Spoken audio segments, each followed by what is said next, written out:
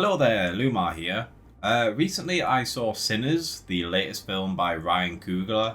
He's the same guy who made the first Creed movie and the Black Panther films. And for the most part, it was a pretty decent movie. I enjoyed most of my time there, which I think is a bit surprising because despite how much I have of a interest in him, Ryan Coogler's filmography doesn't really stick with me. I'm not really a sports person, so Creed probably didn't have the impact they had on a lot of other people. I just really couldn't get into it. And despite how much people go on about them, I just really didn't like the Black Panther films. Especially when it came to the world building elements of them, I thought that was completely trash. However, with Sinners, I was actually very much enjoying my time watching it. So let's start with the positives. The acting is really good.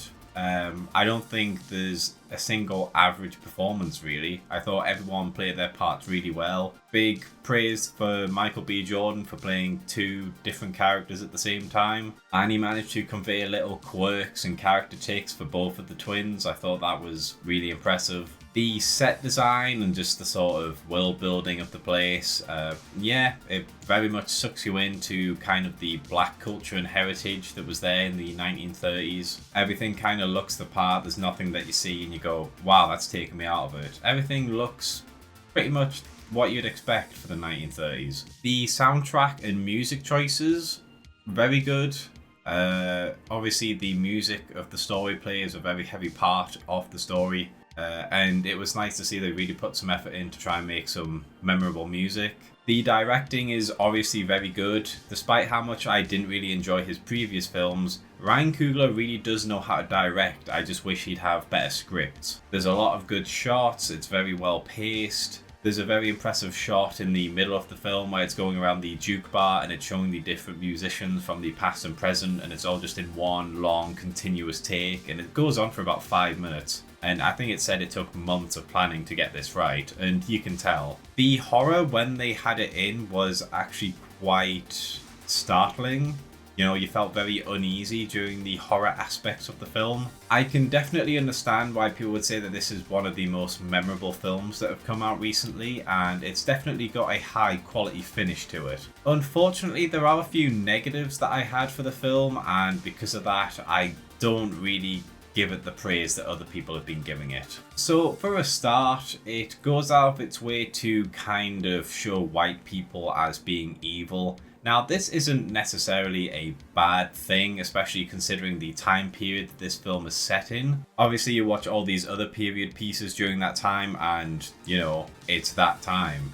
Black people weren't treated well. I understand that. But it also goes out of its way to give you sympathy towards two of the main characters who are white, but also it plays up that being white is sort of an inherent flaw, an inherent sort of evilness to it. This is obviously spoilers, by the way. I'm assuming that you've watched the movie. If you haven't watched the movie, maybe stop the video now. As I said, I do think it's a good movie. You should see it. So yeah, on to the spoilers. So there's two main characters who are white, and that's Mary and the main vampire dude. So Mary, she is given a very sympathetic backstory. She has no ill will towards black people and black culture. In fact, her grandfather on one side of her parents was also black. So because of that, she's sort of accepted into the black community. But she is also the first main character to die, and it seems like she was only around sort of like as a flip on the token black character. So instead of having a token black character, there's a token white character. And she's only sort of served up there to sort of give a white friendly face, and then she's just killed off. So yeah, she's the first one to bite the dust really, and yeah. And then we move on to the main bad guy, who is the vampire. I can't remember his name off the top of my head. So I enjoyed kind of what they were trying to do with the character, but they make it so that this man was a living person and he was also oppressed, and in fact he has a lot of sympathy for the black people in America because he was oppressed for being who he was.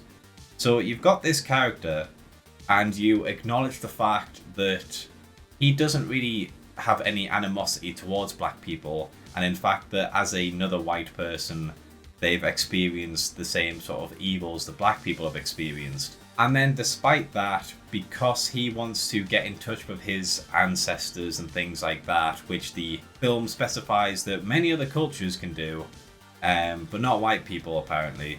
So because he wants to do that, that's inherently sort of evil, and he's in the wrong for wanting to have this same power. You know, the guy doesn't specify that he wants to bring harm to people around him. He just says that he wants the power from Preacher Boy in order to reconnect with his loved ones, basically. And while that's held up as a good thing in black communities and people who can play the sort of blues music, but when it comes to white people, they don't have this inherent sort of ability. They lack something in the soul, so they have to steal it from other cultures. And yeah, I don't know, it just felt a bit disingenuous to go on about the fact that this white person has experienced the same ills as slaves during that time, but he's evil because he's white, you know? So that was a bit disappointing. There's also just small bits of the plot that just kind of happen for no specific reason. So there's a scene near the beginning, and it's where the vampire's first introduced, and it's a really nice scene. It's just like focusing on this farmhouse, and it's peaceful and it's tranquil, and then all of a sudden he lands in front of the camera, and you can tell that this is when the film's going to ramp up. And the thing is, towards the end of the film, after like 2 minutes, this guy's body is nearly burnt to a crisp because of the sunlight. And then in this introductory scene, we see that he's got a few burns, but not that much. And when it cuts out, you see that it's basically just like cornfields, everything's kind of flat, there's no cover. So how does he manage to get to this farmhouse with basically no long-term damage to him? Like, look at the scene again. He comes out of nowhere where there's all this miles of flat land, and he somehow isn't burnt to death. I don't understand that. There's a scene after the vampires take the majority of the people, where they throw out another guy thinking that he'd been killed and he was going to turn into one of them, but it turns out that he was just blacked out and he spilt his alcohol or something. So in order for that to happen, they open the door, and for some reason there's no vampires on watch for any of them attempting to break out and get to one of the cars. There's no one watching whatsoever.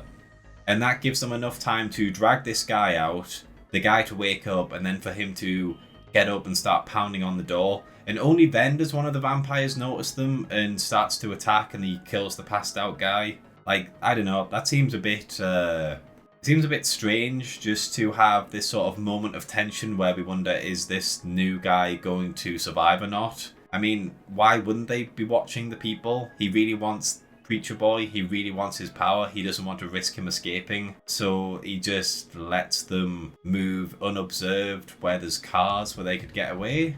It just doesn't really make a lot of sense. So towards the end, Preacher Boy, he's fighting the vampire and he manages to stun him, and then he starts to get burnt in the sunlight. And then despite the fact that those two are in the water, and then on the sort of shoreline there's just vampires surrounding the place, nobody bothers to stop Smoke from somehow jumping from the juke bar, running all the way down, swimming through the water, and then stabbing the vampire in the back. No one notices him. He just appears from nowhere and just kills the bad guy, basically. So I think if you have to have one of your main protagonists just teleport out of nowhere in order for the story to end, I don't think that's a really good conclusion. So finally, right at the end, you have a scene where the vampirized Stack and Mary appear in the present, well, not the present day, he appears in the 1990s when Preacher Boy is sort of like a big blues player.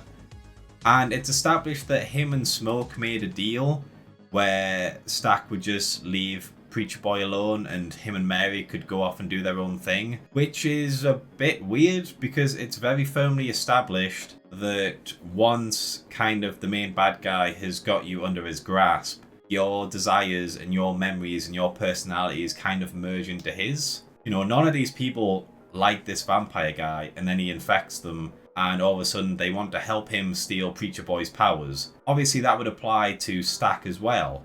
But no, apparently he's got enough independence to not try and help the main bad guy, and then he just goes on with his life for a few decades. And yeah, I don't really know how that works. I mean, are these vampirized people linked and forced to do this guy's bidding, or are they independent? In which case, why did anyone else attack? And yeah, I don't know, it meshes a lot of different genres, or different sort of film archetypes. It didn't really mesh well for me. My girlfriend felt the same way. She didn't really enjoy how the film was made with all these different kind of subgenres just smashing into each other, which is a shame because I think all of them work well individually. The horror aspects work well by themselves. The ending with the gunfights and stuff, that works well if that was what the whole film was about. The start of it, I thought that could have been a really good sort of crime drama piece. Got these two brothers, they get out of the kind of black communities where they're oppressed, they go up to Chicago, they get in with gangsters, they steal from them, they end up getting really rich and more ruthless, and then they come all the way back. And you could have made a film about that, and it's said several times, all this stuff, it's going to come back to bite you. But the Italian mobs and stuff like that never comes up again during the story. That's just forgotten about. Oh, speaking of which, that's another criticism I just remembered. These brothers know what it's like in this community. They know that it's really economically not well, especially for black people. So they take all of this money, they come down, they build this juke bar right next to where they grew up, so they know how the system works around there. And then they're surprised when they're not bringing in real dollars and they're bringing in plantation coins. Yeah, of course, that's what was going to happen. You should know that's what was going to happen. If you didn't know that was going to happen, you can't be smart characters then. Overall, I would give this film a pretty solid 7. I do think the film is very well made. The cinematography is great, the set designs, the costume designs, the world building, all the acting, all the music. It is really good. It's just kind of disjointed, really. That's the problem I have with it. It feels like it's trying to be 3 different things at the same time, which obviously you can do if you sort of blend them perfectly.